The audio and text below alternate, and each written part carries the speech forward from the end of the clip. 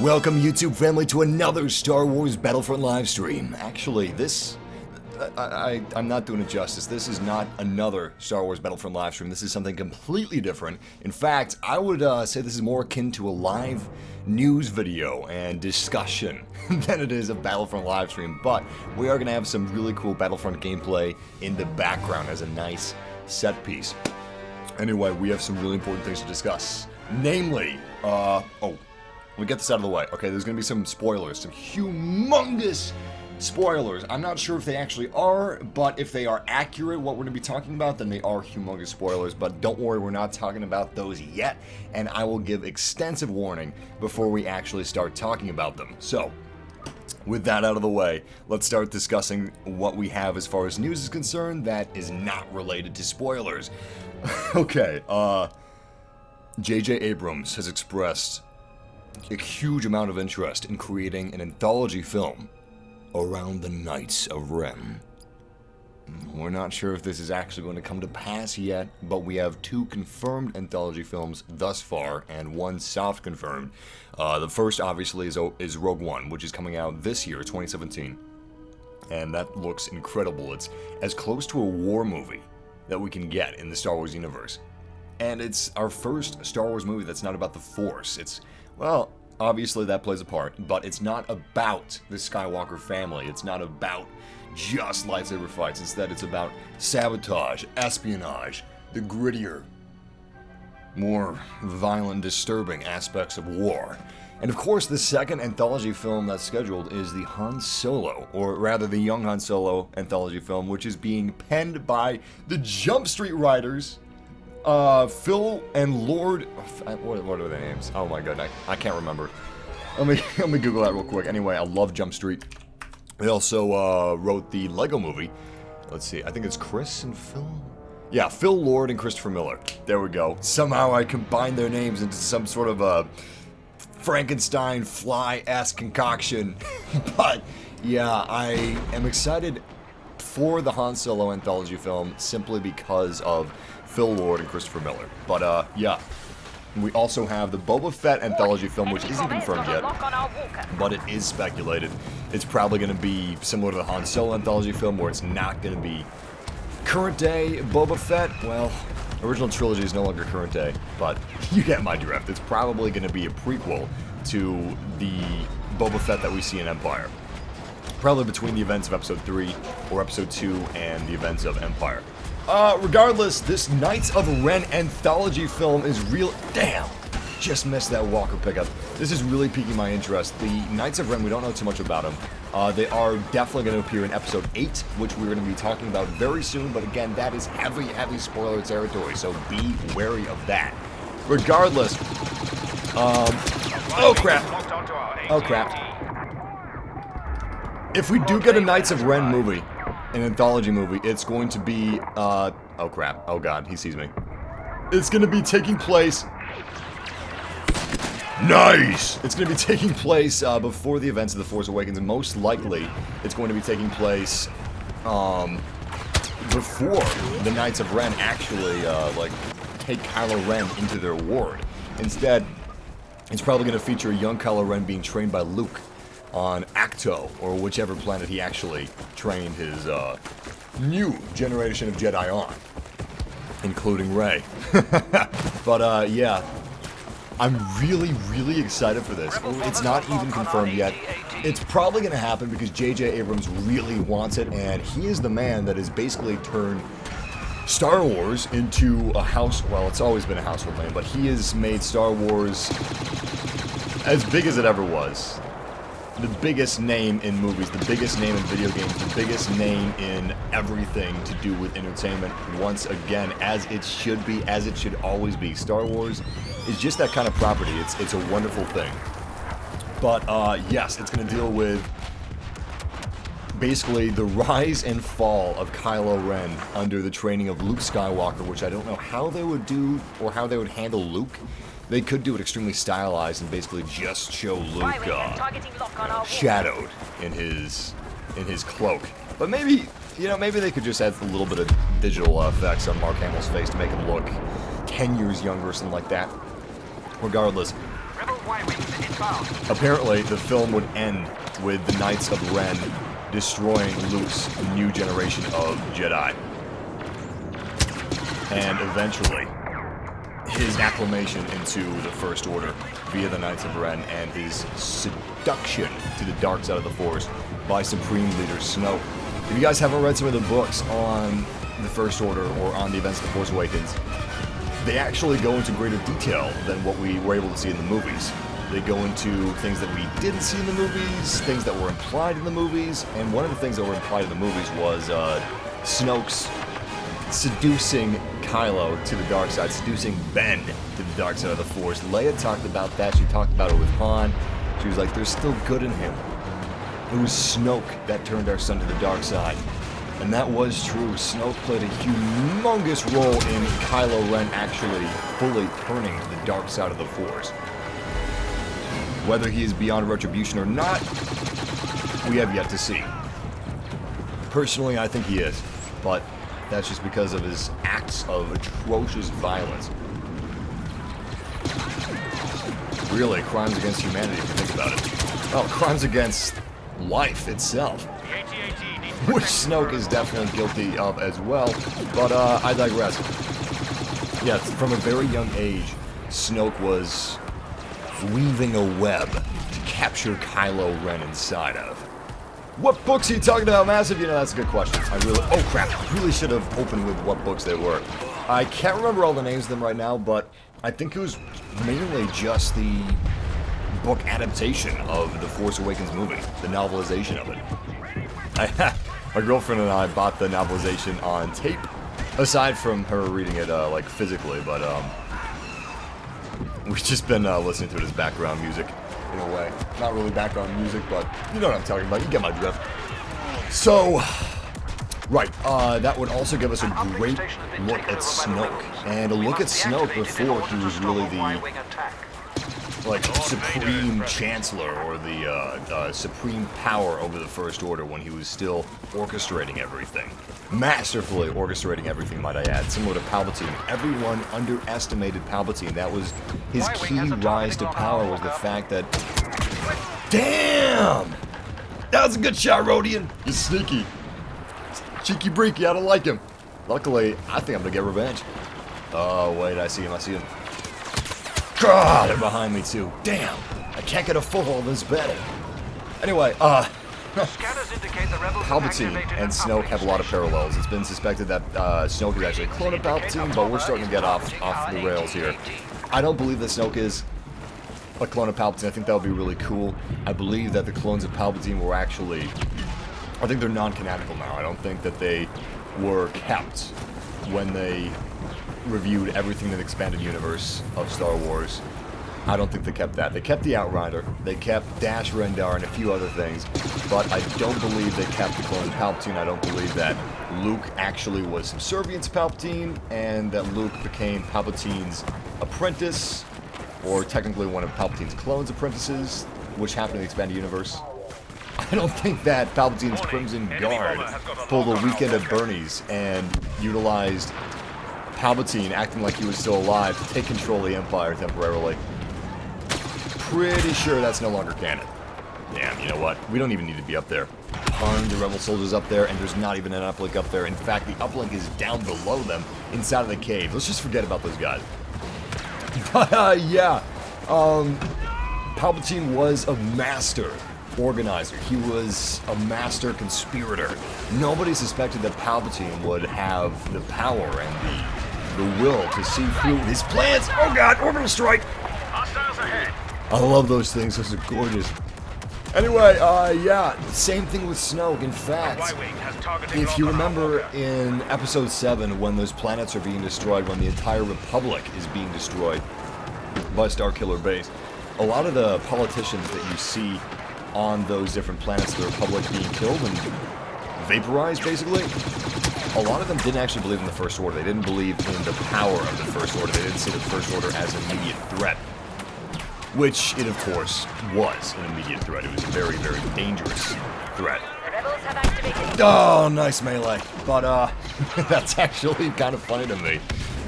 The alien dude that you see a close-up of as he's being annihilated along with the rest of his planet, he is one of the prime reasons why the First Order wasn't taken seriously by the Republic, and why Leia Organa had to create a resistance rather than using the armies of the Republic.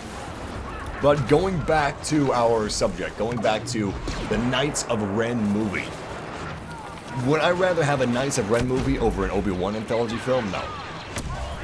But I would rather have it over a Han Solo film, as far as I can tell. I mean, I haven't seen a trailer. I'm really making an ass of myself here because I'm judging the film before it comes out, and I really just shouldn't do that. That's not cool. But with some certainty, I could say that I would rather have a Knights of Ren film over a Boba Fett film, because mystique of Boba Fett is most of the reason why he's so cool and why he's so interesting.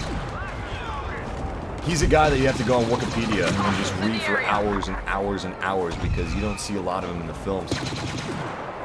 Where are they? We have some more rebel forces. Ah, there's one of them. What? Damn that Rodian! The same Rodian came up behind me and just...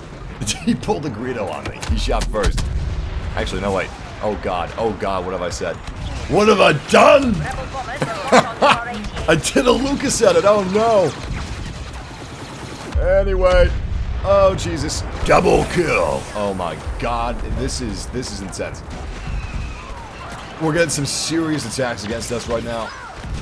I just utilized a Stinger pistol, but unfortunately, yep, I wasted it. I completely wasted that. I'm seeing all kind of rebellion bodies around me, but I'm not seeing any live ones. And if I do see live ones, they don't stay that way, which is really a good thing if I think about it. Alright, looks like we're all clear over here. Yeah, anyway, Knights of Ren are one of the more interesting aspects of The Force Awakens. Another aspect which is one of the most interesting of The Force Awakens is Snoke. Those two in a movie, like delving into the really...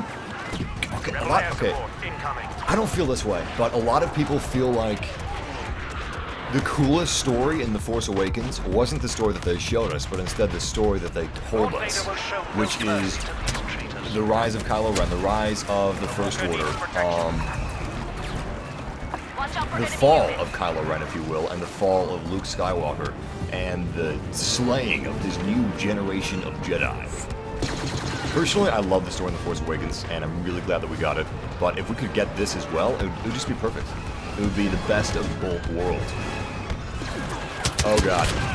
Yo, that guy must have had a scan pulse or something. Did he? No, he didn't. His teammate could have. His partner could have. Damn. We got enemies locking onto us. They're above us. They're from each side. They're below us in those caves. This is getting insane.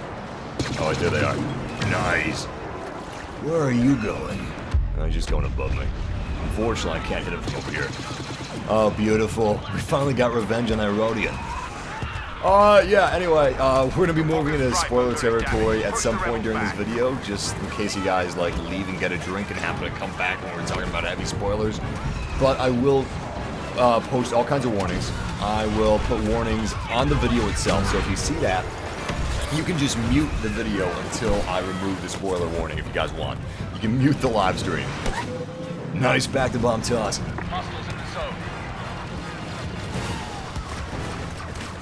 Massive, you should use the Relby V10. You know, sometimes I do. The Relby V10 is a good rifle. It's just, it's not one of the best.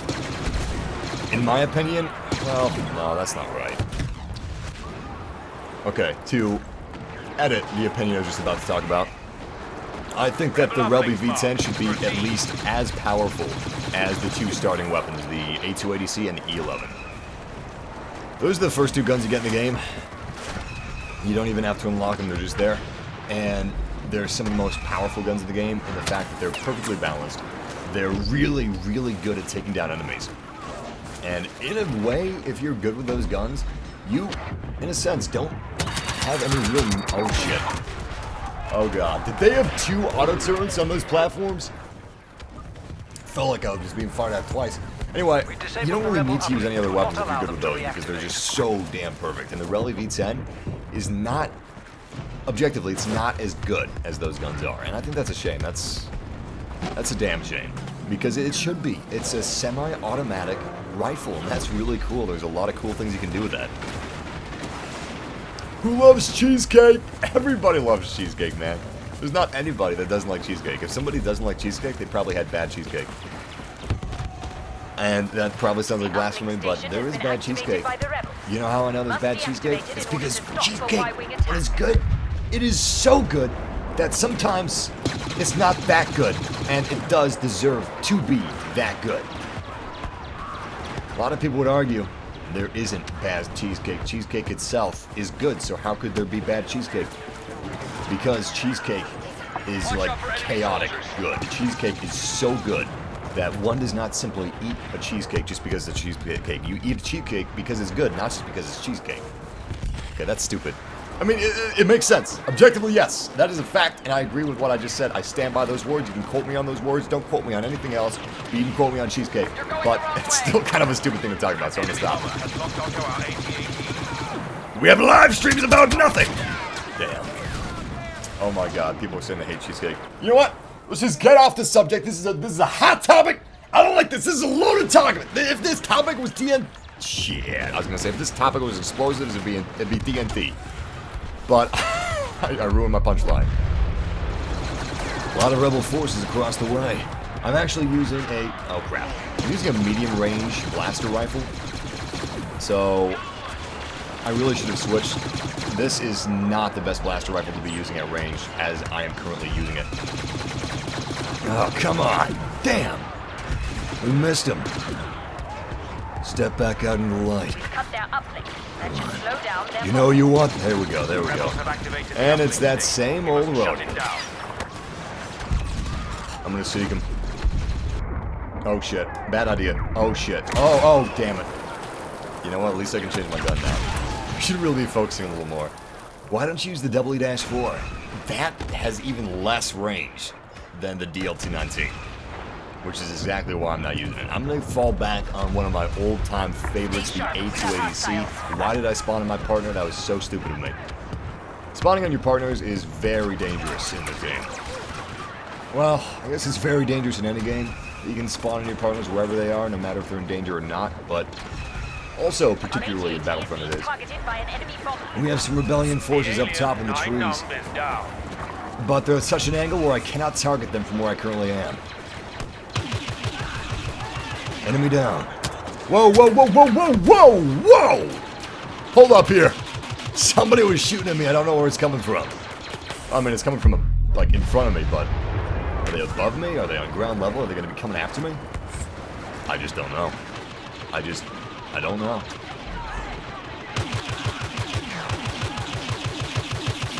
Oh, come on! Oh, come on! No! Great. Safe to say, mostly they're above me.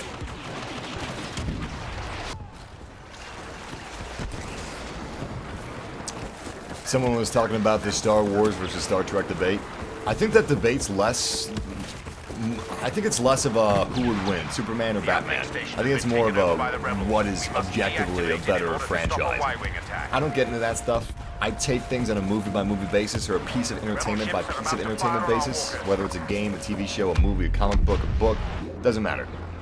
Case-by-case basis for everything. Like, I love some of the Marvel films. I love Guardians of the Galaxy. I love the first Iron Man.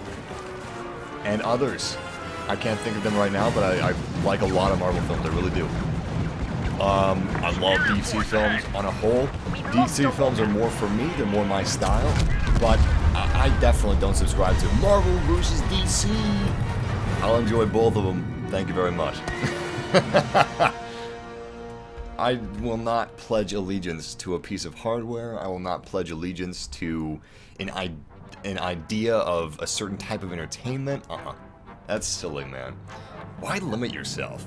It's like saying I really like my right hand.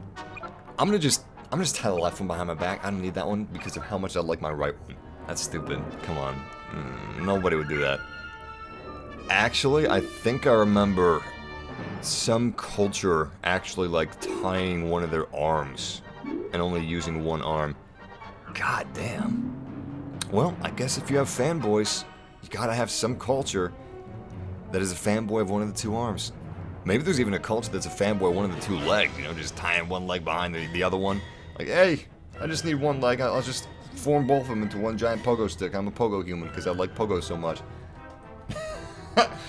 As dumb as people are, I'm sure that's happened somewhere at some point. Hey, looks like we got another match of Walker Assault. Alright, let's actually outfit ourselves properly for this engagement. So, I'm going to switch the Stinger pistol with Adrenaline Stim. I'm going to buy more Adrenaline Stim star cards. If I can find... There you are. Cool. And our second hand has Scan Pulse. And a back to bomb. And a Pulse Cannon. I like that. I'm going to buy more Scan Pulse, though. Honestly, there's not any reason to not have as many star cards as possible and just buy bukus of star cards. And the reason for that is because you always need star cards. Always. Okay. I'm gonna switch the trade card in my second hand to Scout. Okay, cool. Oh man. It switched both of my trade cards. That sucks. You're supposed to have a specific trade card for each hand, but I don't know how to do that. Ah, forget about it. We'll just roll with Berserker. Unfortunately, Berserker is a little OP, and ever since they introduced it, it's been really difficult to use anything but Berserker, because Berserker just gives someone such an edge when they're fighting you one-on-one that you really have no choice. If you want to stay competitive, you're basically forced to use the star card that everybody else is using. Otherwise, you're not going to be on the same level as they are. And they will, like, emphatically have an advantage over you in, like, every single fight. Which is, it's really too bad. It's really unfortunate. How you doing, Massive? We're doing good. We've been talking about some awesome news, the Knights of Ren anthology film. And we have some more extremely exciting stuff to talk about. Seriously, guys. We haven't even... If you thought the Knights of Ren anthology film was, like, amazing news, which it is, just wait until you hear about the episode 8 plot details that we have. We got plot details on Rey. We got plot details on the Knights of Ren in episode 8. We got plot details on Kylo Ren. We got plot details on Luke Skywalker. It's really something incredible, and they're not confirmed. They are not, but they are huge leaks, and I read them. I took a bullet for us. I read the leaks and the spoilers, and I think they're accurate. They sound accurate. And they come from reliable sources. This is actually a news article that I've got here. I don't know why I haven't seen this news article around too much. Probably because Disney just doesn't want it circulated too much. Because most people that are going to see that news article aren't super hardcore Star Wars fans like us that are okay with spoiling certain plot details of an unreleased movie. Oh god. I knew that was going to happen as soon as I saw that. My blood ran cold. But, yeah. It's going to be amazing, but don't worry, if you guys do not want any spoilers, I'm going to have extensive warnings, both on the screen and off-screen, vocally, before we actually start talking about that stuff. Where are these guys? There we go, there's one of them. Damn! He's utilizing a Viper probe droid, I hate those things. You know what would suck? It would really suck if star cards were as finite as charge cards were. Like every time you used your pulse cannon, for example, it took one card off, and you only had like 4 left. That would suck. Really glad they didn't do that. That would have been a terrible idea. Oh god, where's this guy? Somebody jetpacked my location. He's behind me. He's behind me somewhere. Oh, there he is. Looks like he realized his position was... Oh my god, Darth Vader. I think he realized his position was a little dangerous, so he got the hell out of there. He booked it. Grenade out. Alright, you know what? This is going to be ballsy, but I'm going to do it. Oh god. Nice damage! I am dead. I am so dead! Oh Jesus! Just by instinct, I immediately pressed my charge card, which was Adrenaline Stim, but thankfully the game doesn't let you use that anymore. They could let you use it and just have it be ineffective, but instead they don't let you use it, so they save you the pain of losing a charge card for no reason at all. I appreciate that, you know? They could punish us exploiters that were trying to use that exploit that's been fixed, but no. They're like, yo, we got you, man. That doesn't work anymore. Here's your charge card back. Oh, shit. They're all around me. Oh, God. Ah! Okay. I don't trust like this. I do not trust like this. They're literally all around me. It's like I'm in a Dolby movie. Oh, there he was. Show off, killed me with a cycler rifle. Massive, do you like what they did with the Imperial Guards for Palpatine? I love what they did with the Imperial Guards for Palpatine. Personally, though, I would have preferred if... Get to the uplink station. What are they called? Are they called the Royal Guard or the Crimson Guard? I keep alternating between them. I'm gonna Google Royal Guard and see what pulls up. Star Wars Royal Guard. Yeah, they're called the Royal Guard. What about the Crimson Guard? Crimson Guard. They're called both, so I guess it's whatever I prefer. I prefer calling them the Crimson Guard today.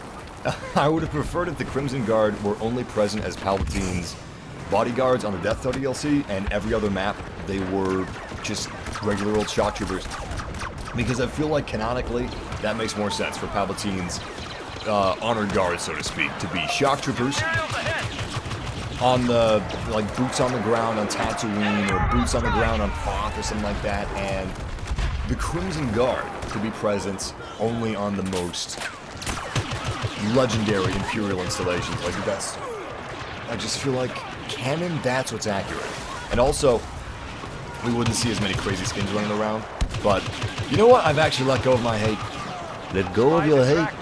I no longer loathe the fact that we have all kinds of crazy skins. Because from time to time it looks like the prequels. We have dozens upon dozens of Shadow Troopers, dozens upon dozens of Shock Troopers and Scout Troopers, and we have a select few actual Stormtroopers, which is a far cry from what the movies look like, and for what these battles would look like canonically. And I'm guilty of that too. I mean, we have way too many Bespin guards running around on Endor. This makes no sense. This is silly. But I don't mind it anymore, and the reason I don't mind it is thanks to the awesome developers at DICE being cool enough to create the skirmish game mode and make it as cool as possible. The skirmish game mode is basically the ability to play some of the maps and modes offline, and you really only see accurate skins on those maps in the skirmish game mode, so it sated my thirst and my hunger for the ability to play these different battles in the Star Wars universe accurately and have them look like they're from the movies, because the graphics are amazing, okay? The graphics in this game are incredible. They're second to none. Possibly the best graphics in any game to date. And I'm being serious. Oh, damn, that was a lucky shot and a good shot. I wish I had a kill cam for that. But, yeah. I was going to say that another reason why I prefer the Crimson Guard to only have been on the Death Star DLC is that I don't want the Shock Troopers to be standard skins, as cool as I think they look. I thought it would be cool if they stayed special. However, I take it back, and I no longer believe that, thanks to the skirmish game mode. Skirmish is great. Skirmish is way better than I thought it would be, and I feel sorry for ever doubting it. I've actually made a comprehensive breakdown video on Skirmish. If you guys want to check that out, if you want more information on Skirmish. Oh crap. Oh crap. It's getting extremely dangerous in these caves and tunnels. Right, repel droid. It's just what we needed. I'm considering taking it down. He should be just around this corner. Yeah, there he is. Oh god. Nice. Please. Oh, nice. I actually used my smart rocket because I knew there was a pickup behind me. Oh, great. It's nothing good. Is he caught in the spider webs? That's fantastic. Luke Skywalker. Really wish you could help me there, Luke. What is your favorite Star Wars movie? That is a good question. Well, Angelina, I use a system called the Star Wars phone number, and what the Star Wars phone number is, basically, you just list the number of the movie, like in whatever order they were in. For instance, Episode 1 is, of course, The Phantom Menace, Episode 7 is Force Awakens. And currently there are enough Star Wars films to make an area code and, like, a number. Like, putting 1 before your phone number, for example. Anyway, currently my Star Wars phone number is 7456321. Sometimes it's 7546321, and sometimes it's even 4756321 or 5746321. But you kind of get what my favorite Star Wars films are from that sentence. And on occasion, I even place 3 above 6. I think 3 is a great movie, and I do not mind the prequels as much as most people do. I think that the internet circle jerk has really kind of gone overboard on their hate for the prequels. It's become cool to dislike the prequels. I think people think I think there's something really rotten going on in internet subculture nowadays, and that is basically the thought that disliking something makes you appear smarter or more intelligent, or disliking something that's popular makes you look like you're smart. It doesn't. Our bomber's got a lock on the If you're walker. not liking something because it's popular, because you think it makes you look smart, you're just an asshole. It's okay to not like things, but that is not a valid reason to not like things. That's insane. Anyway, I feel sorry for the prequels because I really feel like Activated the uplink. they've been done a bit of an injustice. Granted, Lucas didn't do the best job he could with them, and they're not the best Star Wars films in my opinion, but they're certainly not horrible movies. They're serviceable for what they are and for what they're meant to be. Nice headshot. Oh, great. Uplink is down. Yeah, I thought I saw him behind me. Back online. Y-wings are We targeting got a the few more walkers. back here. Wait. We got a hero below us in the cage. Oh, great. Oh, man. That's just what we needed. Beautiful! Was not expecting to get that kill. I'm very happy about it, though. Firepower on it. Oh, God. Oh, God. I think the hero's coming up here. Nope, he isn't. Great. He's actually going to the next locations. The hero is Boba Fett, by the way, that we're seeing on the map. Very dangerous hero. He's a ranged hero, so there's really no escape from him. If he wants to kill you, eventually you will die. Oh shit! Oh, shit! Nice! 200 damage, guys. We brought him back down to 42 health points, which is pretty good. Yo, Massive! What is your favorite food? Kyle, my favorite food is watermelon. One of my favorite dishes is lasagna. In no small part thanks to Garfield, by the way. I loved that comic strip when I was growing up. I had so many books. In fact, I would go to the libraries and say, yo, could you... Well, I wouldn't say yo. Yeah. I'd go to the library, I'd just walk in, pass around my knees, and like, yo, man, you got any more of that Garfield, man? I would ask him if they could perhaps order some of the harder to find copies of like the Garfield comic strip compilations and ship them to my library, my local library, and I'd go pick them up. But yeah, I love those things. I would read them all the time, especially at breakfast when I was growing up. But watermelon, lasagna, oh, any type of fruit, any type of vegetable. I love asparagus if it's cooked correctly. Asparagus with a little bit of butter, a little bit of salt, a little bit of pepper. Got yourself a great meal. Well, if you have enough asparagus, you got yourself a great meal. Might not be great on your stomach, though. Just a stomach full of a bunch of asparagus. You want to take it a little easy there. Oh, God. Oh, Jesus! Really? Really, man? You basically just killed me. You know, I see a lot of Star Wars phone numbers starting with 3. My favorite bounty hunter is IG-88. Definitely. Definitely. Yeah, the CG isn't great in the Star Wars prequels, but the CG of a lot of films wasn't great then. If they would have had more practical effects, I think that it would have held up just fine. Unfortunately, they didn't. And that was the real issue. That was one of the biggest issues, actually, that I have with the prequels, was if the prequels were the same, except you didn't have George Lucas directing, and you had more practical effects, I think they would have been great. Great. I think those are the biggest detriments, honestly. Locked in. George Lucas should have just been an idea man, rather than being in control of the entire thing and having people afraid of questioning his authority. That's not a good position for him to be in. Definitely not. And I think he knows that.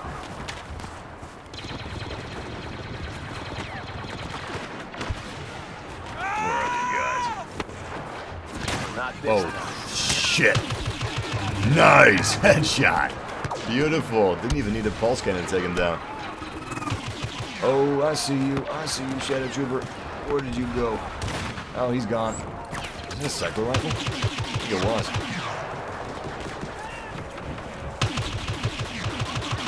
Oh, God. Bomber received AT-AT. Yes! His thermal imploder had no effect on me. I doubt he even got an assist. Welcome to the family, MD Ryan. But anyway, back to what I was talking about with the CG, the prequels. The reason I want Clone Wars Battlefront so badly is because the Clone Wars is badass. But another reason I want the Clone Wars Battlefront is because the graphics of Battlefront coming out in the year, let's see, we're getting the sequel trilogy Battlefronts in 2017, so it skips a year. So we would probably get a Clone Wars Battlefront if we got one in 2019. Could you imagine what DICE and Electronic Arts were able to do with the Frostbite engine in Battlefront was legendary. People thought that Battlefield 4 looked good. It looks like trash compared to Battlefront. And I mean that in the kindest way possible because upon the release of Battlefield 4, it looked amazing. Like, it was jaw-droppingly good. But they learned so much in the development of Battlefront that Battlefront looks like one of the best games ever made. So a 2019 Battlefront, the visuals in that game would look like so much better than the Clone Wars movies. Seriously, like Episode 3's CG would look, it would pale in comparison to the live action, or not live action, but the actual, like, real-time motion of the video game. And that's an incredible thought, it really is. We have come so far. Electronic Arts and DICE, they are so talented. I really hope that we get a prequel trilogy Star Wars Battlefront because we deserve it. We need it. It deserves it. It would be the best treatment that the Clone Wars would have gotten since the Clone Wars TV show. Station has been activated.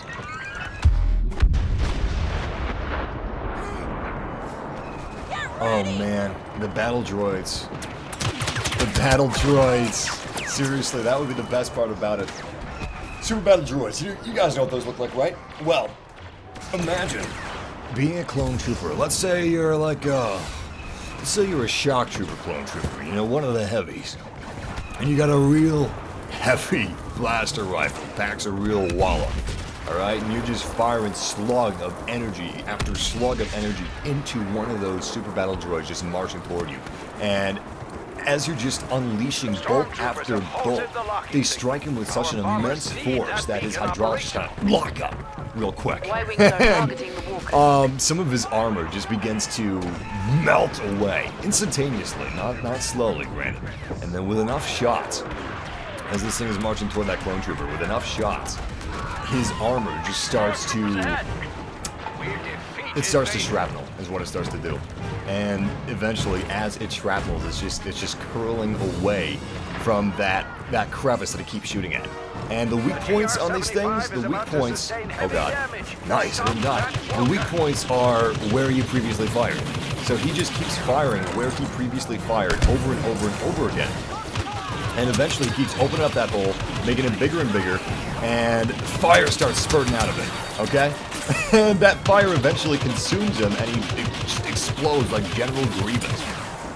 That would be so badass. I really think that would be the best way to do the battle droids, is just hitting the same spot. It's gotta be the exact same spot, though, you know? Instead of headshots, making these guys vulnerable, it's the same spot, the hole that you're opening up in their armor. On the super battle droids, anyway. Maybe that wouldn't work so well on the regular battle droids, but whatever. I was about to say, you know what, we should focus more on the next match of Battlefront, but we can't, because we've got more things to talk about. Star Wars problems. Oh, yeah, Django would be fun to play as. Very fun. There's dual pistols that look like the Stinger pistol, that also look like the pistol that Padme used. Very cool, man. Boba Fett or Dengar? Boba Fett's definitely the more skilled bounty hunter of the two. Yo, Massive, Stormtroopers or Clone Troopers? For me, Stormtroopers. I like the Clone Troopers a lot, but something I like about Stormtroopers is that they're people. And I like the aspect of the clones, of them being clones, but within the original trilogy story and within the story of the sequel trilogy, I really enjoy the fact that they're people. Like Finn, for example, is just one of the best characters that's come to Star Wars, in my opinion. And that's due largely in part to the fact that he was a stormtrooper, you know? That's incredible. That's really cool. Massive, try the DL44. I used to use the DL44 a lot, but it's not as good as it used to be, unless it's been patched again, or buffed, so to speak. Finley Souch, you're welcome to try streaming Battlefront yourself, man. You'll see. Streaming games is a whole nother story from playing them. It really is. If you think you're going to be as good as you are playing a game offline as you are like when you're playing it during a stream, you got another thing coming. You're gonna have an awful big surprise in store for you, man. Also, I'm playing on a capture card preview window. I'm not trying to be pro here. I don't care about that. I care about having fun and doing as much as I can for my team. Which, granted, I haven't been doing this live stream because this is a different type of live stream. As I said in the beginning, this is not a Battlefront live stream so much it is a discussion about Episode 8 and the Knights of Ren anthology movie. But yeah, anyway, I'm gonna keep slaying into you, man. I'm playing off of a capture card preview window, which means I've got half a second, I think, roughly, of input delay. Between a quarter and half a second input delay. And I don't know if you know how long of a period of time that is. It sounds really short, and it is really short, but it's actually pretty big when you're playing a multiplayer video game. So, yeah, couple that with the fact that I'm reading the chat room as much as I can. I'm reading off of my cliff notes about Episode 8 or the Knights of Ren anthology film, and the fact that also my focus is split, because I gotta watch my bitrate, I gotta watch my audio, make sure that my internet's good and it's not lagging. So, listen, I understand that you don't stream, so you don't know any of these things, but don't embarrass yourself by saying things like that, man. It's not cool. Anyway, I'm gonna stop talking about that. Let's get back to the game and get back to what we were discussing. Oh, the DL44 has been buffed. Nice. I must have missed that patch note. Actually, did I miss that patch note? Scanners indicate the rebels have activated an uplink.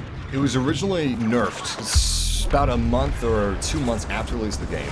And then I think it had a soft buff, and I think it's been buffed since then. Regardless, I'm gonna try it. Thanks for letting me know, I appreciate it. Did you see that pulse cannon? Holy crap! Massive, use the DLT-19X. You know what? I actually like that weapon better than I thought I would. Fun fact, the DLT-19X is actually from older Star Wars Battlefront. It's from Star Wars Battlefront 2. I believe it was in Star Wars Battlefront 1 as well, so it's a bit of a throwback to the old school players from the old school Battlefronts. And I like that. I like that a lot. But regardless, gotta get back to cover. I don't really like... Damn, I missed that. That kills me. I don't really like sniper rifles in most games. I happen to love them in Overwatch. I don't know why, because I never use them in multiplayer games, but I really enjoyed them. And you know what? It's not bad. I was using it on accident earlier today, because for some reason I forgot that I had it equipped because I was messing around in skirmish. And I actually was doing pretty good with it. I wasn't aiming down the sights. I wasn't aiming down the scope.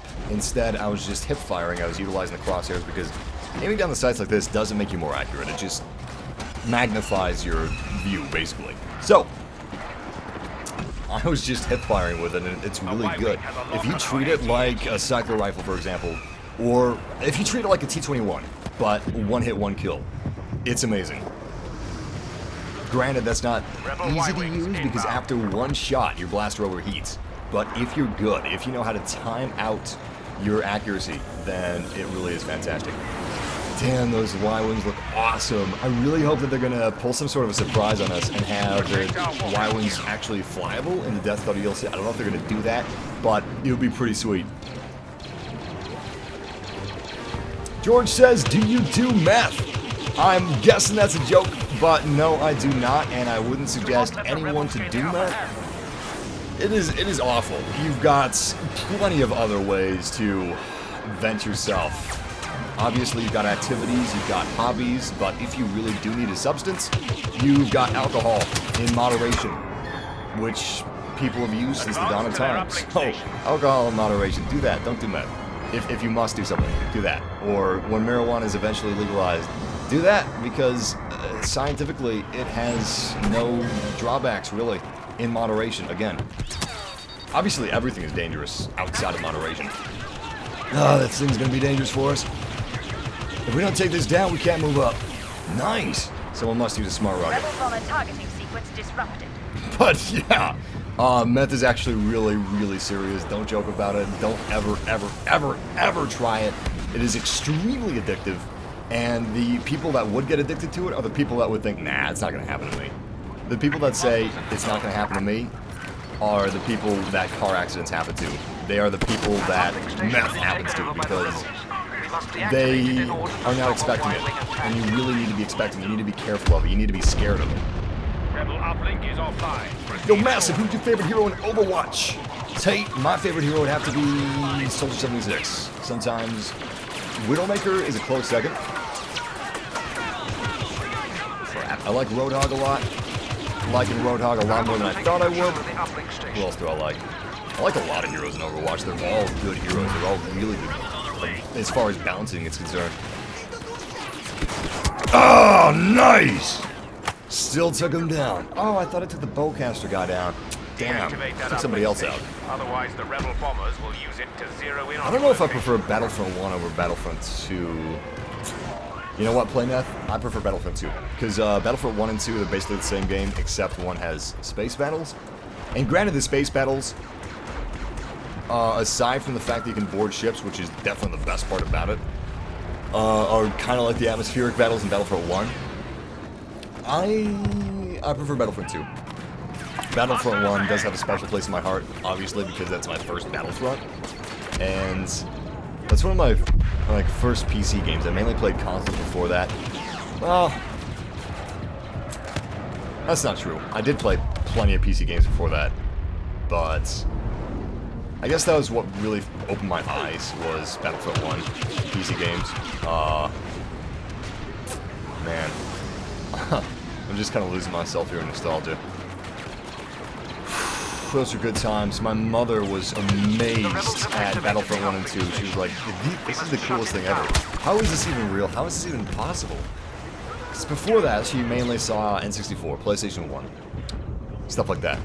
But, shit, I wish she was still alive to see this game. I wish my dad was still alive too. I don't know what they would do if they saw this.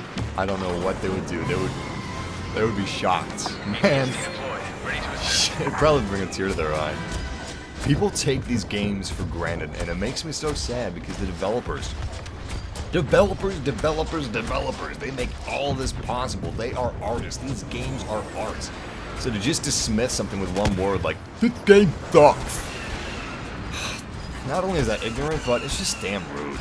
And it's sad. It's sad that people are the way that they are. But people are also amazing, you know? You got good people, you got bad people. And good people have bad moments. And bad people have good moments. There's a lot of shades of gray.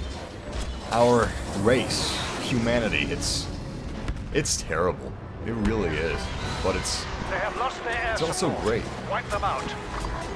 It's bipolar. Our race is bipolar. Damn it.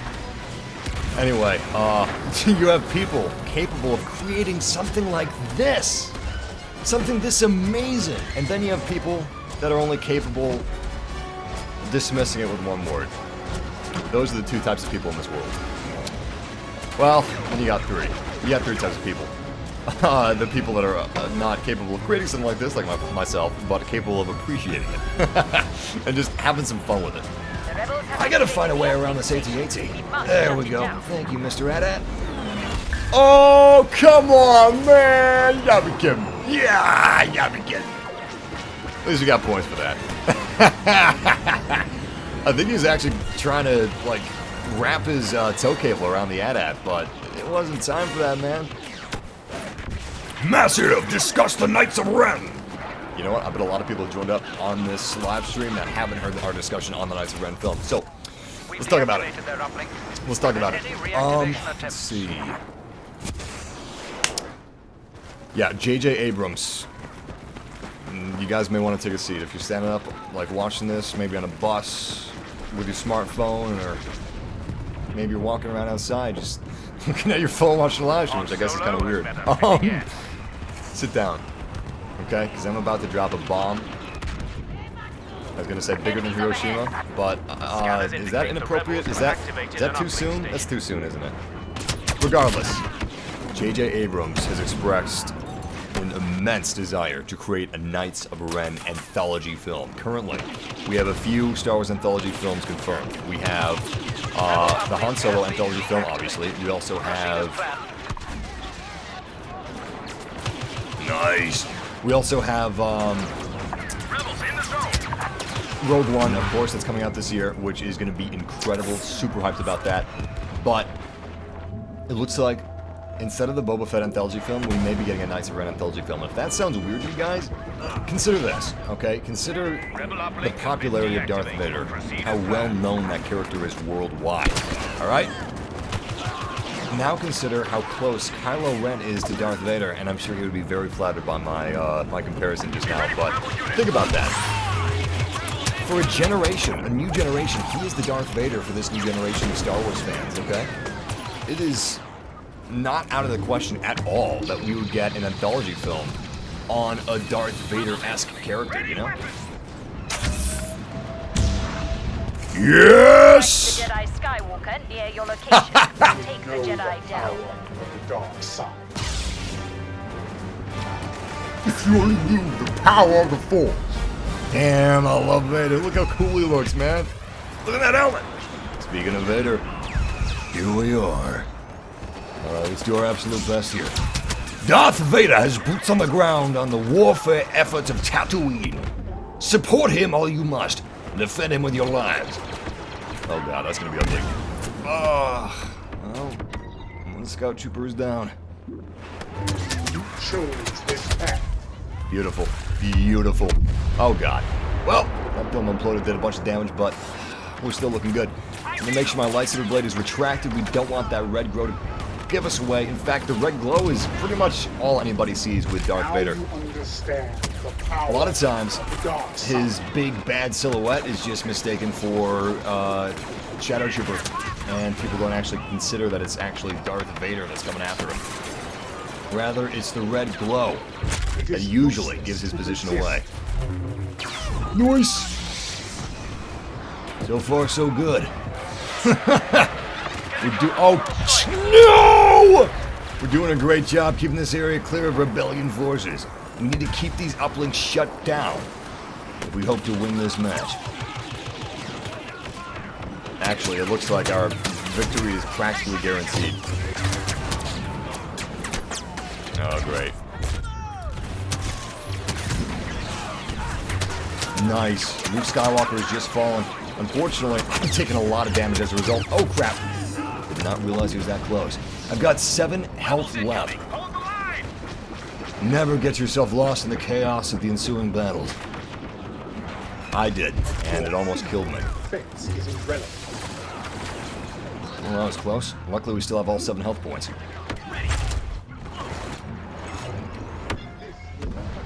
So far, so good. Start deflecting some of these blaster bolts. Nice! Nice! Oh, come on! That's good. You know what? I'm not even mad. That was a good shot. Ha! Darth Vader taken down by a T-47 airspeeder.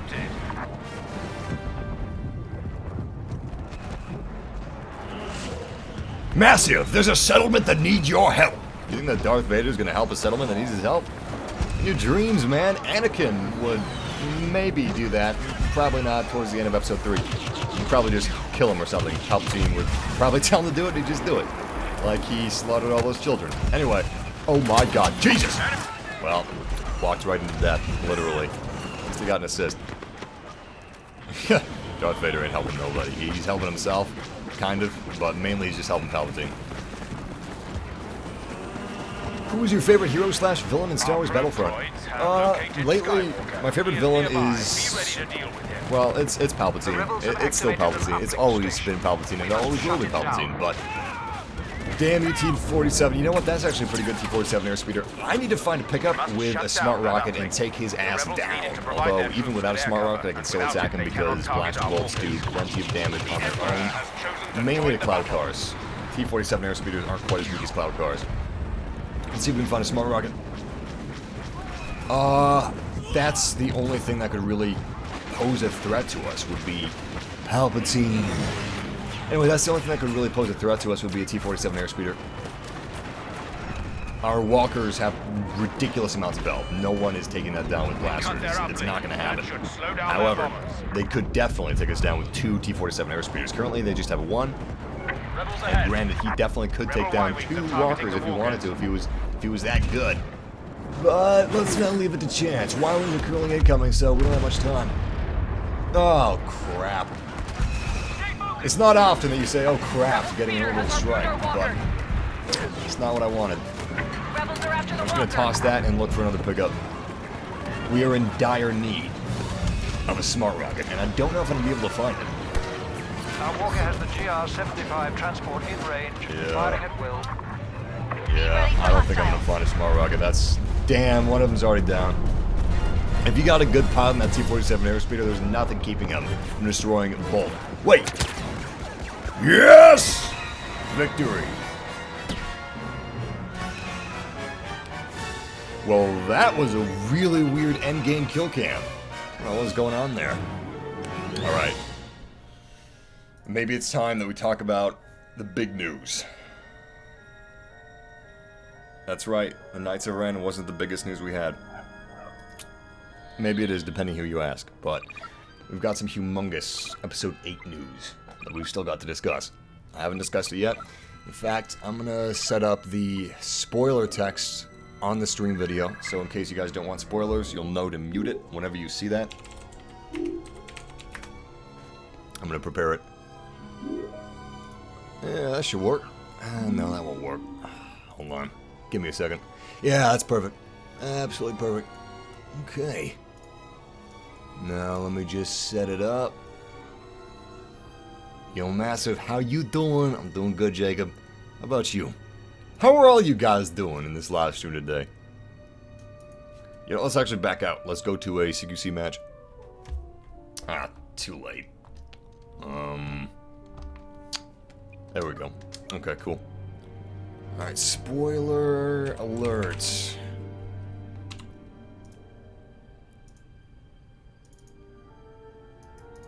Let's see where we want to put this thing. Let's put it right there. Nice. Alright, we're not going to be talking about spoilers just yet, so don't worry about that. I was just getting it ready. I want to be prepared for whenever we start talking about that stuff. I don't want any of you guys to experience spoilers if you don't want any spoilers. Okay. Let's go with a 12-player game mode, and hopefully it's not Fighter Squadron, because I feel like using the DL-44.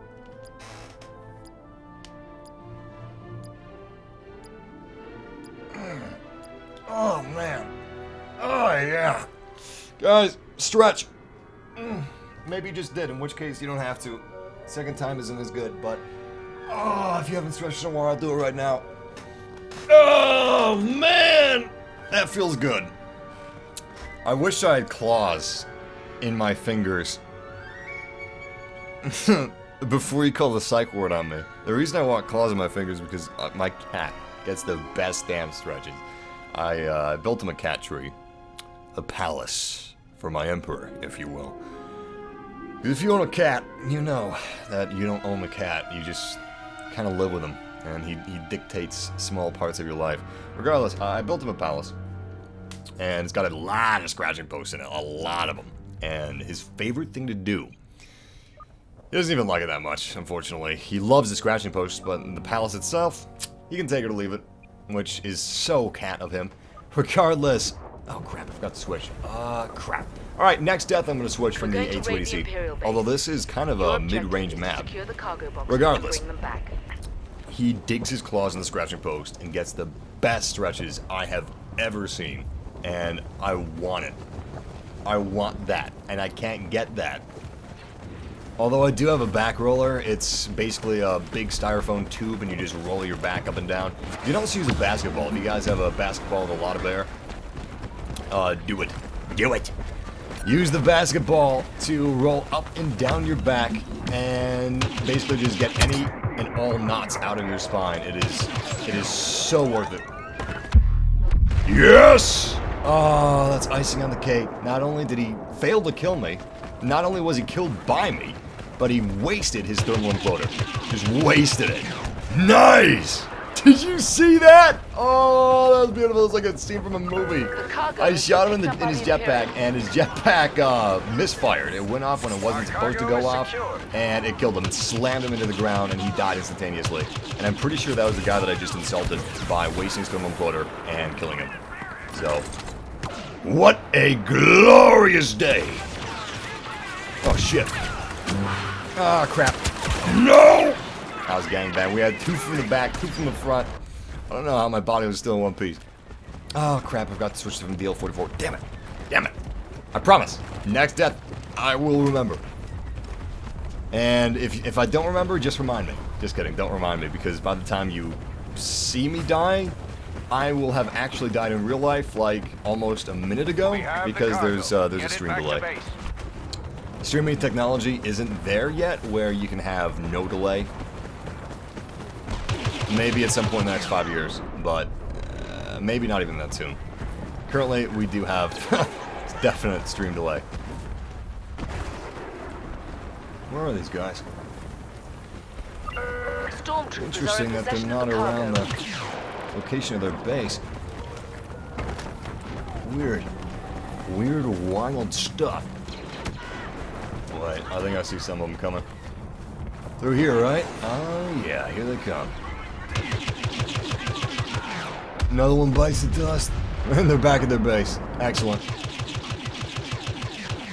Oh, he is lagging all over the place. Just hobnobbing back and forth. Oh, Jesus. He would have been dead by now if it weren't for that lag he's got. The cargo is captured and secured. You know, I bet he doesn't like the fact that he's got lag, but he should, because that's the only reason he's alive. I wonder if some people, like, purposefully make themselves lag somehow, so they can be harder to hit like this.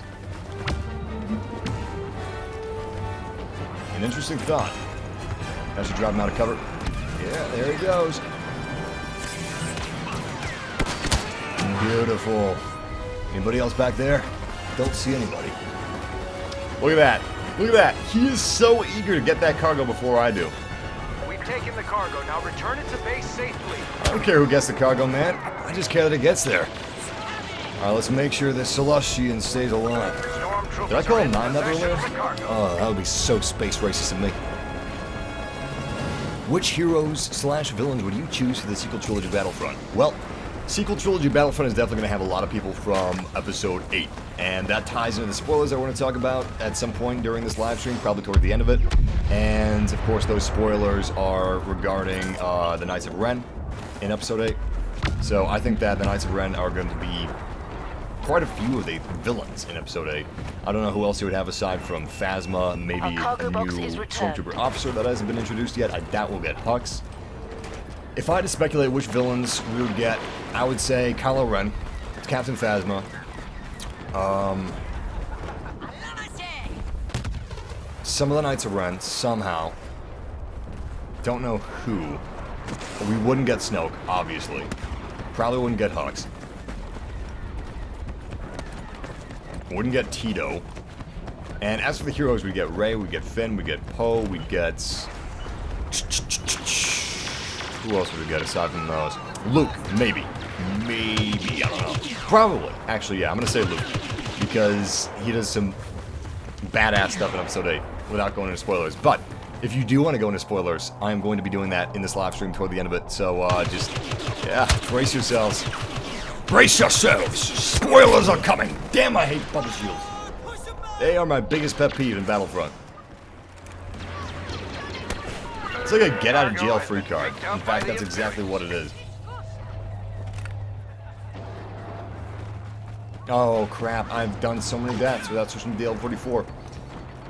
You know why I've been consistently forgetting to switch to the DL44? Because the A280C is such a perfect weapon. My brain, the synapses are just misfiring every time I die. My brain's just like, why would he switch? He's got the A280C. It's one of the best guns in the game. Why would he switch when he's got that gun? It's just too good. And honestly, brain, you're not wrong. Ah, shit. Well, at least I killed him. Yes! Oh my god! He was so cocky. Oh, he was so cocky doing his little jetpack. Just jetpacking over me, jetpacking over to me, shoot me along the way, and then boom, I kill him. Kill from the grave! With my proximity mine that I placed just before my death. Oh, it's like poetry, it rhymes. Oh my god. Okay, we just need one more piece of cargo before we win this match early with an ultimate victory. Let's see if we're going to attain that ultimate victory.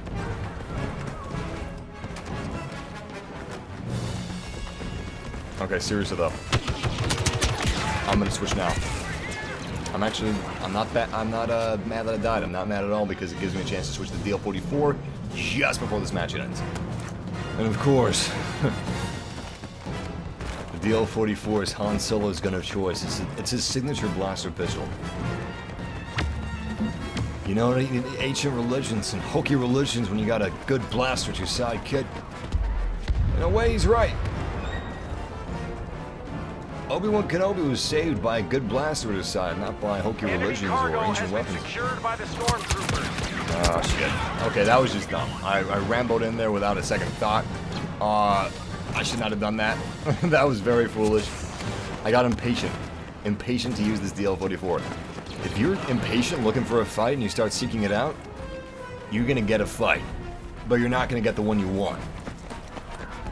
If you are picky, if you pick and choose your battles, that is when you get the battle you wish for. Usually, not always, obviously. Jeremy Johnson, I understood that reference. Your references are out of control, man. I'm not sure how I feel about the DL44. I'm not going to give up using it. I'm going to use it until I absolutely know whether it's for me or not. But I think I remember the buff now. I think it's starting to come back to me. I believe the buff, correct me if I'm wrong, but I believe the buff was, it does a greater amount of damage. However, the fire rate is still slow. And what I preferred, hey, we got somebody else using the DL44.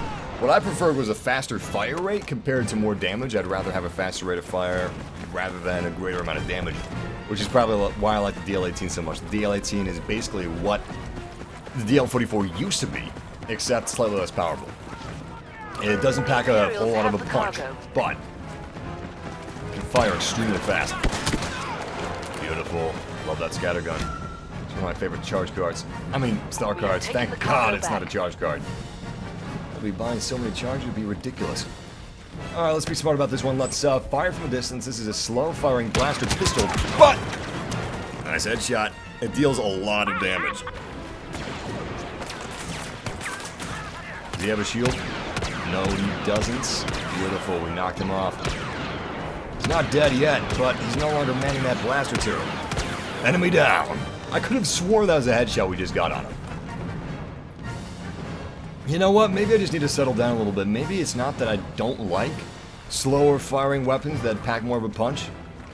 Maybe it's not that. Maybe it's just that I haven't really taken the time to appreciate them and appreciate their advantages over fast firing weak weapons. Because I thought I didn't like sniper rifles until I played Overwatch.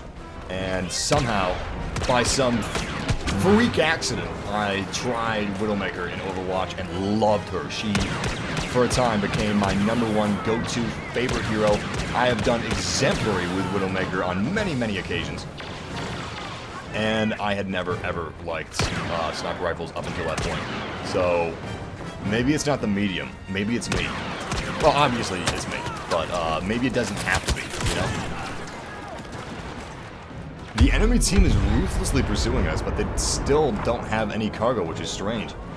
They're not bad at getting kills, they're just not good at getting the objective, I guess. Anyway, I'm gonna do my best to actually help my teammates escort this. And of course, if they lose it, I'm gonna help them get it back. Damn. Oh, so close to getting killed from the grave. Well, we lost a few men that were trying to protect that escort, and yeah, we even lost the guy escorting it, which is really a shame. I'm gonna see what I get here. Thermal imploder, not bad. If we place this expertly, which is not an easy feat, it's not the hardest thing to do because it is really good, but if we place this expertly, I got a good feeling about it. I got a damn good feeling about it. Nice work, teammates. Alright, where's this guy landing? Right there. Okay. Missed. That's just great. Good shots. Let's keep moving up. Another enemy down. There are those scout troopers again. They're doing a good job protecting their base, I gotta admit that. They haven't got too many cargo, but they're keeping us away from it. Oh, great. Oh, great. Where's he gonna land? Where's he gonna land? The cargo's in our possession. What the heck? Defend it. What the heck? Wait, did he land up here? Seriously, where'd this guy go? I have no idea where he went. You know what? Thermal imploder away! Damn, nobody was over there. Oh, that shock trooper that just jetpacked away. Oh my god, this would have been the perfect situation to use it in. Ah, I should have waited! There's that age-old dilemma of should I use it now or should I wait? Doesn't seem like the best time to use it right now, but who knows if I'll have a better time to use it in the future. It's all random and happenstance and by chance. Well, We have the I should have cargo. waited. Get it back to base. I thought there was a crap ton of enemy soldiers at the location I tossed my thermal imploder. Like there was a crap ton at the opposite location from where I tossed it, but there was just that one shock trooper and he jetpacked away from it. It was terrible. Oh great, does the enemy team have a carrier? Yeah, they do. That's not good. I'm gonna try to hunt him down while my teammates are escorting my friend over there.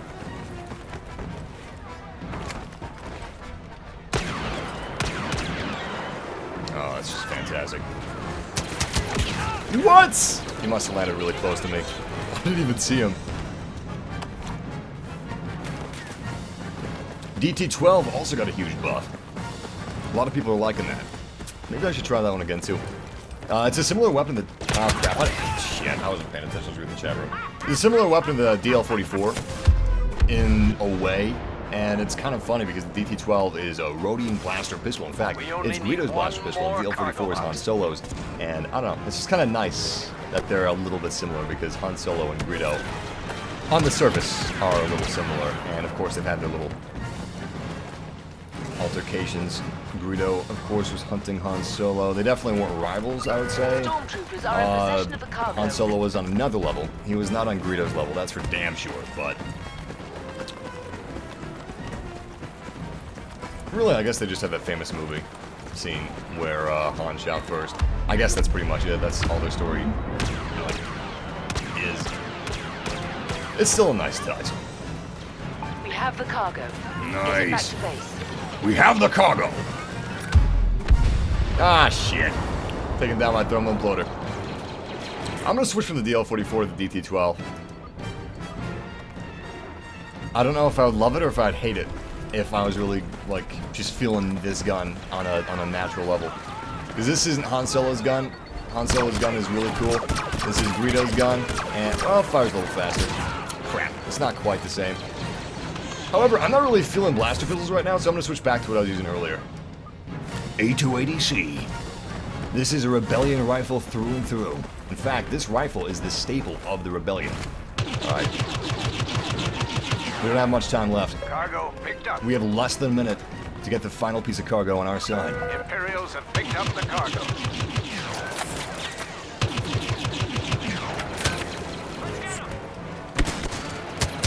Ah, shit. Missed my scattergun opportunity. Oh, wow, we've got a great... where'd you get that pickup? How long have we had that pickup? We should have used that eons ago. Alright, so... do we have anybody carrying it? Do we have a carrier? Where is our carrier? Yes, we do. Yes, we do. Okay, Imperials awesome. have picked up the Ah, cargo. shit! No! Damn it! Oh, damn it! Oh, damn it, they snuck it behind him. Oh, that sucks. Well, That is extremely unfortunate. That means we're probably not gonna... No ultimate victory for us. Not even close. Well, we are close, but... That's a shame. That's a damn shame. Oh, wow. Some really good kills on our team. Okay, so... It's now time for spoilers. This has been a very different live stream. If you guys are just joining up, I'm gonna explain to you guys what we've been doing. It's not a Battlefront live stream what we're doing right now. This isn't. Well, I mean, it turned into a Battlefront live stream in the last match because you guys wanted me to try some different weapons I haven't used in a long time, which we did. But we're going back to the purpose of this stream, which is basically a live news discussion / speculation / rumors live stream. This is not a Battlefront live stream. The focus isn't Battlefront. And what we're about to get into are possible heavy spoilers for Episode 8. These are rumors. However, these are probably accurate. What is this? Another cargo? I don't feel like playing that. Let's go back to something else. Like I said, these aren't confirmed. But, they're from reliable sources. And they stem from the set photos that we saw that were leaked of Episode 8. This may be the beginning of the film, however, so it's not like it's going to be Episode 7 Kylo Ren level spoilers. It would be more of just a battle level spoilers, just the like spoilers of a battle happening. And I read them thoroughly. I wouldn't say it's too big, but again, a lot of you guys, I'm sure, want to go in completely blind. What can I play that I can basically just zone out on? Let's do some Outer Rim. Okay, to go into further details before I start the spoilers, it has to do with Rey, the Knights of Ren, and Luke. And all of it takes place on Luke's planet, Ahch-To. I hope I pronounced that correctly. It's spelled A-H-C-H-T-O, Ahch-To. Maybe it's Ahch-To. Anyway, Ahch-To is the planet that we see at the end of The Force Awakens, so it makes sense that this is going to be around the beginning of Episode 8. Regardless, ladies and gentlemen, let's do this. Shoutouts are at the end of the stream, guys, for those of you asking for shoutouts. But yeah, I've got the spoiler alert up on the screen. In fact, let me move this into more of a central location. That should be pretty good. As long as you see this on the screen, we are talking about spoilers. So, this is big, okay? I'm going to be reading highlights from an article on a news site, and the article on this news site is about the rumor that Luke Skywalker cuts through the Knights of Ren like a hot knife through butter. And it's about those photos that we saw that were on set of the water set at Malin Head, the shoreline. We saw a bunch of men in black. Unlike the previous leaked photos that we saw of a bunch of men in black, these men in black were not covered in black. They were actually in their real costumes. They weren't in placeholder costumes or cloaks hiding their costumes from photographers. They weren't in any of that. Instead, they were in almost what was described as a medieval attire. They were medieval black helmeted looking figures going after Luke Skywalker and Rey on the coast of Ahch-To. So, before I get into further spoilers, it's... Oh shit. It's my thought that this is going to be just after Rey hands Luke This is going to be just after Rey hands Luke her lightsaber, and maybe after they discuss a few things, and maybe they're talking about the training and all that.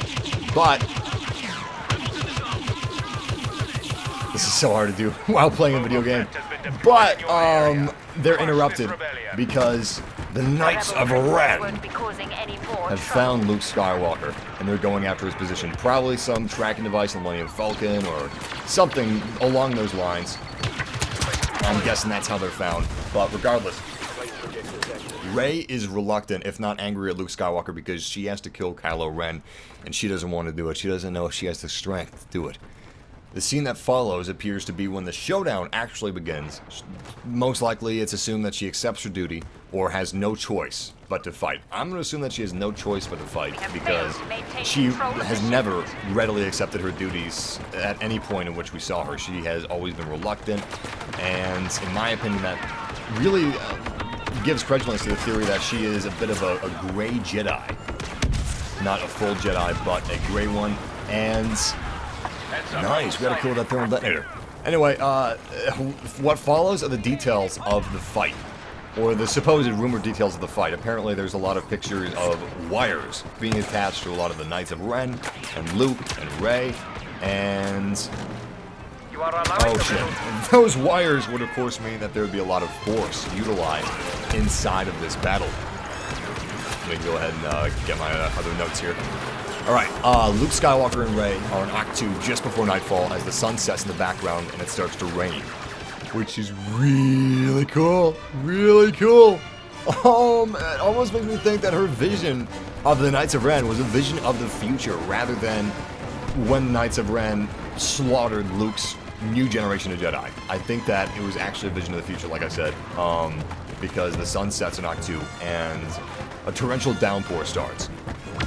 So, I think it was a vision of the future, and that also leads credulence to the theory that maybe she did accept her duties, maybe she did accept her fate, her destiny, if you will, rather than being forced to fight. Or maybe a combination of both, because that would basically confirm to her that she had a vision of the future, which is pretty huge, it's pretty big. That's not something that you're easily going to be able to turn your back on. Nice little bit of damage with a scatter gun. Hopefully the Viper Probe Droid is able to finish him off. Anyway, right, so, to set the tone, Luke, Skywalker, and Rey are in Act 2 just before nightfall, and the sun sets in the background and it starts to rain heavily. Rey's hair is pulled back, she doesn't have the vest from Episode 7. Luke and Rey are wearing costumes that were described before in some of the leaked photos that we previously had of Episode 8. And Kylo Ren and the Knights of Ren turn up on the coast, because that's where the battle supposedly takes place from the pictures that we had from the leaked set photos. Damn. No dice and no skills. Alright, I'm gonna not respawn until I finish reading some of these things. Right, so Kylo Ren and the Knights of Ren turn up along the coast. Kylo Ren continues advancing toward Rey and Luke Skywalker with the Knights of Ren. Kylo isn't wearing his mask here, so he probably has his scars. This is probably just after the events of Starkiller Base, after his fight with Rey. He has the same crossguard saber as he did in Episode 7. Kylo's costume looks the same as it did in Episode 7. And Rey and Kylo Ren duel one-on-one and end up fighting along the cliff face overlooking the water at night. Kylo wants his revenge after Rey disgraced him. I'm guessing he's no longer trying to seduce her to the dark side of the Force. Instead, he's trying to get retribution. Although Snoke did say, "Bring her to me." I don't know if Snoke changed his mind, if we're going to see a little sequence with Snoke speaking to Ren and changing his orders, or maybe if Ren just goes off the rails and just ignores Snoke's command. Which would be extremely interesting if that is actually the case. Oh man, I gotta fall back. I'm about to die. Oh crap. Oh crap. Please be a thermal imploder. Please be a thermal imploder. Infantry syrup. Good enough for me. But, yeah, Kylo wants his revenge after Rey disgraced him. The Knights of Ren go for Luke Skywalker while shit, I screwed up that sentence. It was such a cool sentence, too. Let me just start over. I can't concentrate and play the game. Okay. Kylo Ren wants his revenge after Rey disgraced him. The Knights of Ren go for Luke Skywalker, who apparently cuts through the Knights of Ren like a hot knife through butter, while Kylo Ren himself goes after Rey. Luke Skywalker engages the Knights on the beach, while Rey and Kylo have their duel going on the shoreline. The fight of the Black Knights doesn't go well. The first Black Knight has an axe, and he moves towards Luke Skywalker, but is forced pushed away to his death after being thrown through the air, a la the pulleys and the wire system for this duel. After Luke dispatches the first knight, he ignites his green lightsaber. There's a lot of force dueling, not just lightsaber dueling.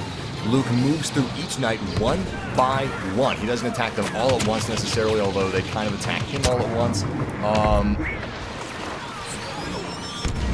Rey and Kylo's battle moves up to the side of a cliff, away from the shoreline, away from the coast. Suddenly, Rey is nowhere to be seen. She's taken out of the battle. She's either wounded or she appears to go over the side of the cliff. Luke Skywalker casually walks toward Kylo to finish him, but Kylo retreats when he sees his crew is defeated.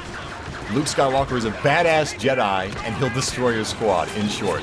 The source also commented that a lot of wire workers use, like we said earlier. Luke Skywalker fights the Knights of Ren using the Force, and then his sword, a mixture of wizard and warrior, basically. He's got a lot of Force utilization in this fight, not just sword utilization, which is something we haven't seen too much of in the past. We've seen a lot of Force combat used sparingly, but not a lot of Force combat used in bulk.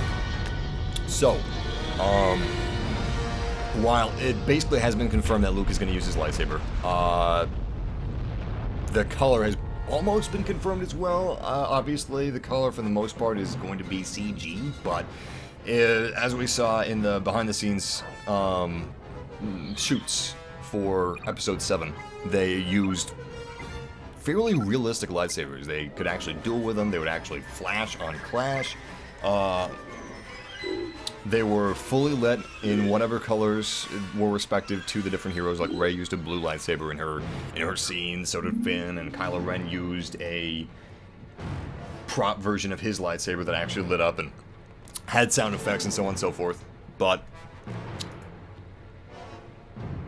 okay, I'm gonna take a little break from the spoilers. And Winston66100 said he muted this spoiler shit. I'm sorry! He can't hear me right now, so I can say whatever I want about him, but I would say it even if it wasn't muted. I'm sorry! I let you guys know as much as I possibly could where the spoilers were. You don't have to be so catty about it, man. Jesus Christ. Here, there's a bigger one. You happy? Jesus. Anyway, let's continue talking. So, basically the question is, does Luke let Kylo Ren escape? Since these are scenes that they were filming, and people were able to, like, basically watch this from afar with binoculars and stuff, and just camp out and watch all these different scenes taking place and the different takes of these scenes. Obviously, they probably weren't there to see every single take, every single scene, all the days that they were shooting at these locations. So we don't know all the scenes that were filmed, and again, we don't know the intricacies of these scenes. We basically just know the rough cuts from these leakers. So their question is if Kylo is allowed to run by Luke Skywalker. We don't know. We don't know if Luke doesn't kill him for family reasons or because Rey must do it as part of her training, similar to how basically everybody was like, yo, Luke, you gotta kill your father. You gotta kill Darth Vader. And Luke was like, hey, that's kind of fucked up. I don't want to do that. And they're like, nope, you gotta do it. You have no choice. Oh, that hurt me. Damn it, son of a bitch. I wish I had a bubble shield for that. Regardless, what else can we say about this? The impression is that Luke knew Kylo would run after he destroyed his squad, after he destroyed the Knights of Ren. He allowed him to run, and that's why he was fighting them while Rey was fighting Kylo. Apparently this was all, like, known by Luke and orchestrated by Luke, so to speak. But, the guess going around is that the film may have something back at Pinewood of Rey hanging on for her life or injured on the side of the cliff. It sounds like Luke arrives just in time to save her from Kylo's treachery, and Rey is a really good free climber because of her scavenging on Jakku. Let's see if I can take some of these guys out real quick. Nice! Anyway, it's theorized that the location is the final Jedi ruin site that Luke and Rey need to visit based on some of the rumors out of Pinewood. That is what Pinewood is supposed to be. I don't think we have had any leakers that were at Pinewood checking out what was going on, but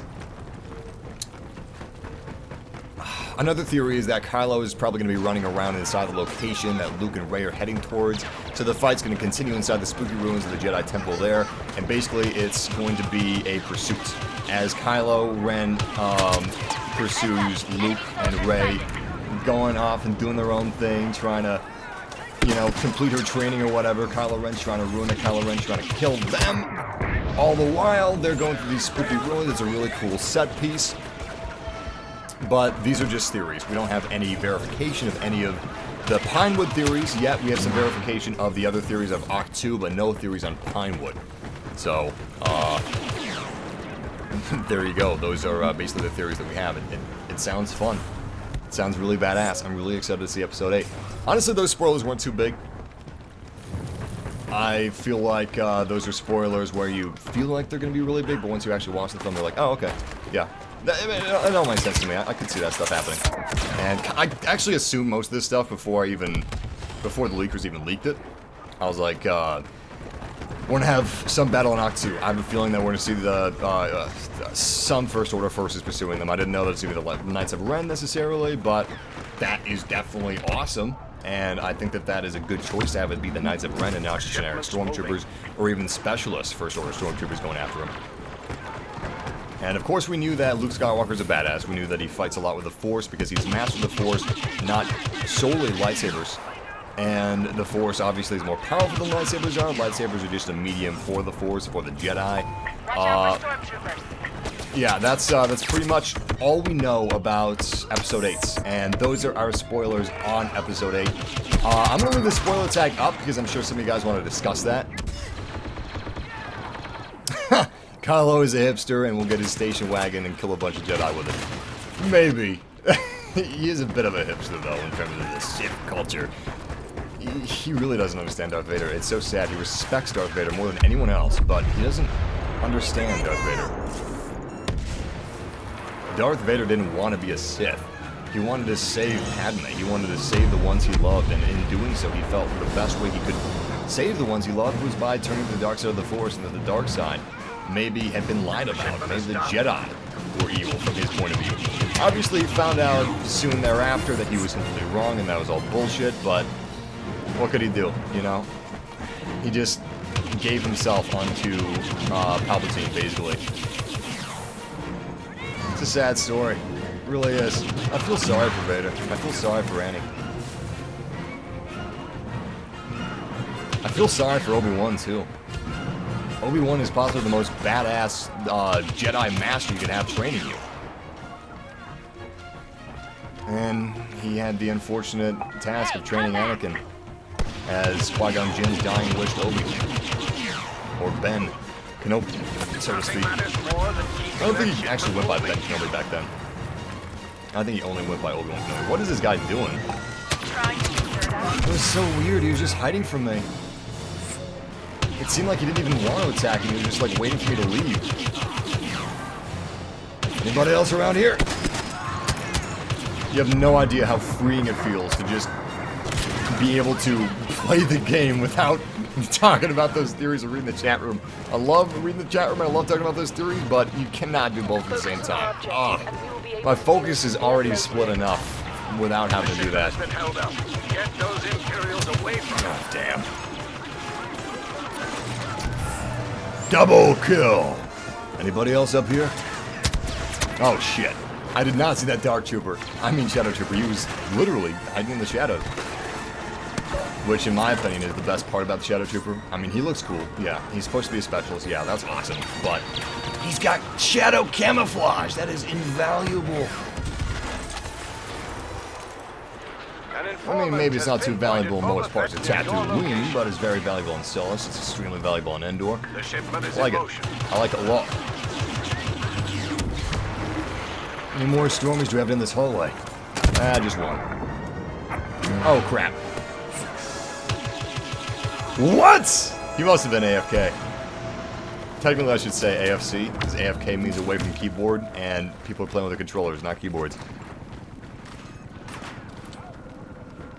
We will probably see Snoke in Rogue One, but when we learn his true identity in 8, we'll be like, oh, so that was him in Rogue One. That is... Damn, I never thought about that. Who said that? Nemanja, that is a great theory. I could totally see that happening, and I hope it does, because that sounds really cool. It wouldn't be heavy-handed. It wouldn't be spoiling anything, because we wouldn't even know it's Snoke until Episode 8. So if his character could appear in Episode 1, and if it would make sense to appear in Episode 1, I hope it does. And I like your theory a lot. I've never heard that theory before. That's a damn good theory. we've of course heard the theory that he'll appear in Episode 8, but I have never heard the theory that he would appear in Episode 8 as someone that we wouldn't know to be Snoke until Episode 8. I like that. That is cool. I have seen the Injustice trailers, unless there's been a new one in the past few days. I wish it was coming out for PC, because I would love to play it at 4K, but unfortunately it's not. NetherRealm Studios is terrible with PC ports. I mean, the games are good, but the PC ports of them are not good at all. So this time around, instead of figuring out how to make a better PC port, they just altogether said, screw it, fuck it, we're not going to make a PC game at all. Who's your favorite character in episodes 1 to 7? Palpatine. If you think about it, he's the most important. Well, yeah.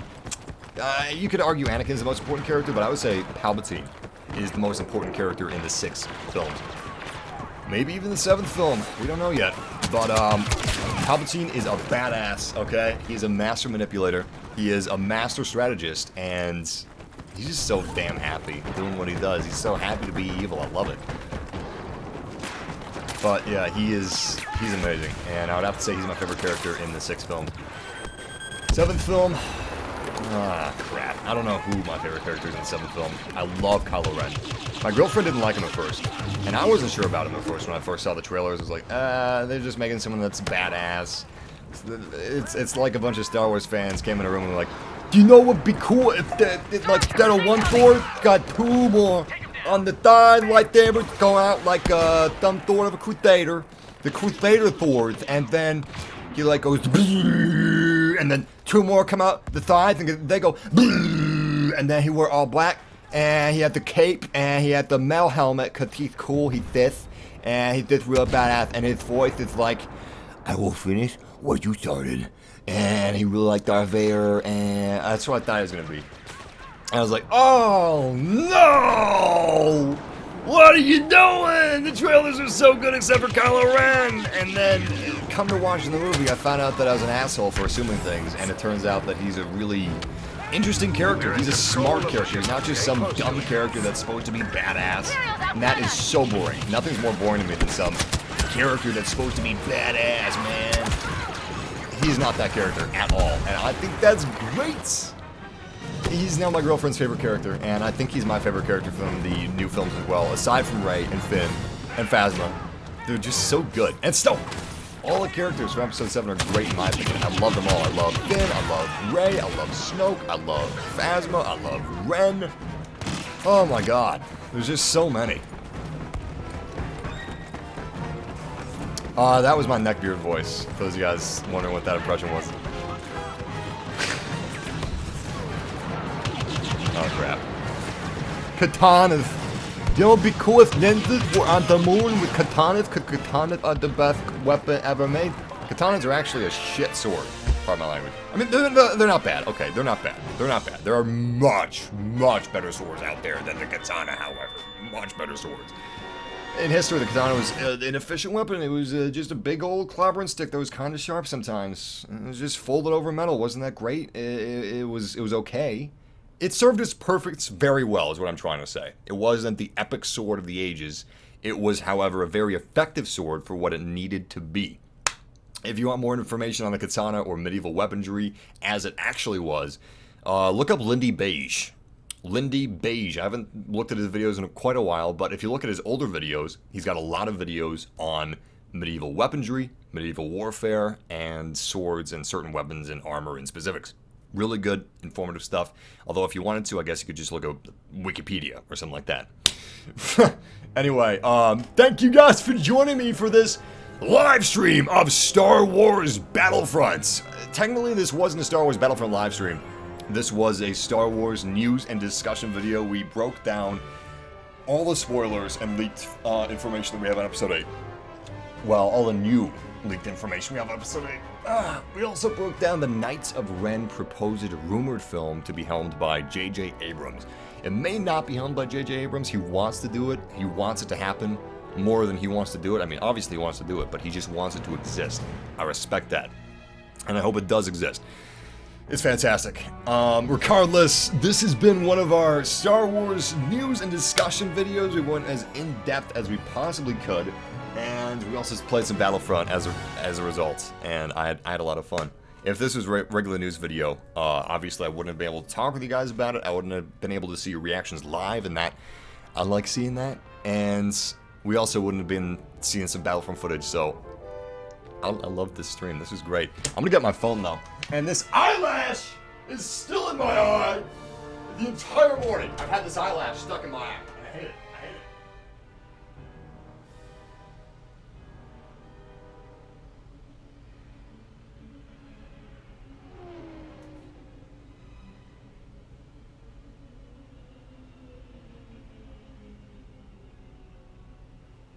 it. I can't get it out. I've looked at my eye. I can't see it. Usually if you look at your eye long enough, you got an eyelash stuck in it, you'll be able to get it out. You'll see it floating on your eye or something, but I can't see it, and it's just so frustrating. If I could just see it, if I could just try to get it out, I would be so happy. Maybe my eye's gonna eat it eventually, and it'll just be swallowed up and dissolved in my eye fluids. You know what'd be terrible? A grain of salt. Oh, Jesus Christ! Imagine a grain of salt in your eye. Oh my God, just cutting it so sharp, stinging you, dissolving very slowly. God, that would hurt. I'm gonna stop thinking about that. I'm rubbing the hell out of my eye, and I need to stop that. That's not good for it. Oh, Jesus Christ. You know how they cut cheese? They cut cheese with a fine string. Sometimes unscented dental floss. Imagine cutting your eyeball by pressing at the right angle somehow, just pressing with 2 fingers your eyelash and cutting your eye. Oh God. Alright! I'm freaking out! I am freaking out! I got some eye drops. Maybe I'll try that. Let's do some shoutouts. If you guys enjoyed this live stream, if you are a fan of Star Wars, join our massive family. We're huge fans of Star Wars over here, and we've got so much Star Wars to come. We've got a new Star Wars game coming out from EA. We've got Star Wars VR games coming. We've got Rogue One, obviously, and the Rogue One trailer breakdown. Whenever the trailer is released for Rogue One, I will be releasing a breakdown ASAP of everything in the trailer. And of course, we've got Episode 8, we've got Star Wars Battlefront, the sequel trilogy, so much stuff. And games aside from Star Wars Battlefront as well. August 2nd, we will be streaming Rainbow Six Siege and giving away a $50 PlayStation Network gift card. It's a US gift card though. We'll be giving away a $50 PlayStation Network gift card August 2nd when we live stream the Skull Rain DLC for Rainbow Six Siege. And No Man's Sky, we're streaming, obviously, when that comes out, August 9th. But, yeah, let's do some shoutouts. If you guys are new to the massive family, let me know, and I'll try to do some special shoutouts for you. But let's do this thing. After I take a sip of water. Nothing better than water. Water! Shout out to Mason Hall. Shout out to Junior. Shout out to Lego Master 2002. Shout out to the Gaming Spoon. Shout out to Awesome Zach 596. Shout out to Bryce Stone. Shout out to Beefy Vader. Vader is beefy. Shout out to Rania C. Shout out to Awesome Zach 596. Shout out to the Cute Worm. Shout out to Crim Kron. Shout out I like that name. Crim Kron. That's fun to say. Shout out to Red Mentalist. Shout out to The Rad Soap. Shout out to John Cole. Shout out to Connor Fingeroos. Shout out to Hunter Peterson. Underoos. Shout out to Warrior. Shout out to Wrangler. Shout out to Brandon Owen. Shout out to Warrior Productions. Shout out to John Cole. Shout out to Stormtrooper 551. Shout out to Marco Schneider. Shout out to Hunter Peterson. Shout out to Jedi Warrior. Shout out to Jeff Fafa. Shout out to Zach Corbell. Neon Raptor. Shout out to Matthew Turman. Shout out to Ansi. Shout out to Brendan TV. Neat War. Shout out to Bobby Gorano. Shout out to Killer Meme Star, who just joined up with a massive family. Welcome, man. Shout out to Christy Crimble. Shout out. Actually, that's not Crimble. I was thinking of Chris Kringle, and I somehow mangled it into Crimble. Shout out to Christy Kimball. Second time's the charm. Shout out to Gaffy Gorilla. Shout out to Jacob Lee. Shout out to Jalen Okorafo. Shout out to More Combo. Shout out to Quentin Foster. Shout out to DJ Fly Games. Shout out to Awesome Zach 596. Shout out to Ellis Evans. Shout out to Jamie P. Shout out to Alan Judge. Shout out to GJ Fly Games. That New Gamer. Shout out to Sam Abru. Shout out to Sam Abreu. Shout out to Kirk Sheenan. I may not get it right the first time sometimes, but second time, usually get it right. Shout out to Black Funny Baller. Shout out to Brandon Jones. Shout out to Awesome Zach. Shout out to, damn it, I got him again. Shout out to Camden Livingston. Shout out to 19 Burgundy. Ron Burgundy. Shout out to Bradley Cody. Shout out to Stan Suffer. Shout out to Zach Lane. Shout out to Sun God Raw. Shout out to Barry Dunphy. Shout out to The Bears. Shout out to Ellis Evans. Shout out to JIH and Ollie. Shout out to Syrian Hutchinson. Shout out to Stan Savage. Shout out to Brawley Cord 37313. Shout out to Night Vader. Shout out to Nasima Kalia. Shout out to Mario Thorpe. Zubin Goo. Shout out to Stan Suffers. Jeffrey O'Gara. Francisco, Cool Fool 901, shout out to Josh Bro Gaming, shout out to Sebastian Perez, shout out to Tex McKenna, shout out to Barry Dunphy, shout out to Andre R, shout out to Tarek, shout out to Warren Dodd, shout out to Link Ultra, shout out to Colin Vorts, shout out to Philip May, Toasted Burrito, Party Man, shout out to One New to Game, shout out to Ben May, shout out to W. Mason Simmons. Shout out to Jacob Morales. Shout out to Zero the Assassin. Shout out to the Gaming Bros. WBT Josh Klein. Shout out to the Josh Gamers, Quinton Foster, Nolan Williams, Cousin Sink. And who else we got here? Am I missing anybody? Shout out to AI Alex.